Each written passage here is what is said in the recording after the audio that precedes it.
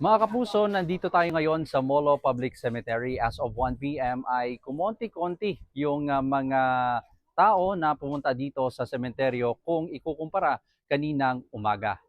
Sa tala ng Iloilo City DRMO, umabot sa mahigit 1,000 katao ang pumunta sa sementeryo kahapon.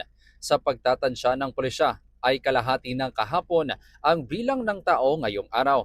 Karamihan sa mga dahilan ay para daw makaiwas sa dagsa ng tao. Yung iba naman ay sadyang ngayong araw lang nagkapanahon. Kung ang iba, madaling nakita ang nitso na kanilang yumaong kaanak, yung iba, nahirapan. Ang bahagi namang ito ng sementeryo ay para sa mga bumisita na hindi makita ang puntod ng kanilang namayapang kaanak. Maaari silang magsindi ng kandila at mag-alay ng panalangin. Sa kabila ng pagbaba ng bilang ng mga tao ngayong araw, mahigpit pa rin chinecheck ng pulisya ang bags ng mga bisita. Nagbibigay din sila ng brochures upang mapaalala ang mga ipinagbabawal sa loob ng sementeryo. Isang matulis na bagay ang nakuha ng pulisya sa isang senior citizen na ayon sa matanda ay gamit pangkiskis sa kanyang sasakyan. Bukas ang sementeryo hanggang alas 10 mamayang gabi pero inabisuhan ng publiko na bumisita ng mas maaga.